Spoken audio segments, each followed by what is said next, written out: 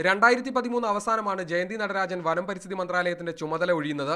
അതുവരെ ജനിതക വിളകൾ കൃഷിയിടങ്ങളിൽ പരീക്ഷിക്കേണ്ട എന്ന നിലപാടിലായിരുന്നു മന്ത്രാലയം. അതിനുശേഷം വീരപ്പ മൊയ്ലി മന്ത്രാലയത്തിന്റെ ചുമതലയേറ്റതോടെയാണ് പരീക്ഷണത്തിനുള്ള പച്ചക്കൊടി കാട്ടിയത്. പാർലമെന്ററി ബോർഡിന്റെ കടുത്ത എതിർപ്പ് അവഗണിച്ചാണ് മന്ത്രാലയത്തിന്റെ നടപടി.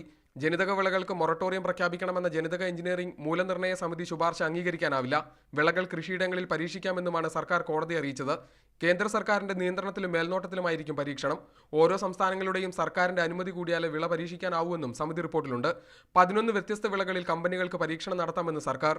4 ഇനം നെൽവിത്തുകൾ, 2 ഇനം ഗോതമ്പ്, പരുത്തി വിത്തുകൾ, ഓരോ ഇനം നിലക്കടല, ചോളം എന്നീ വിളകൾ ജനിതക പരീക്ഷണത്തിന് ഉപയോഗിക്കാം. മനുഷ്യന്റെ ആരോഗ്യത്തെയും പരിസ്ഥിതിയെയും ദോഷകരമായി ബാധിക്കുമെന്ന എതിർപ്പിനെ മറികടന്നാണ് സർക്കാർ തീരുമാനം.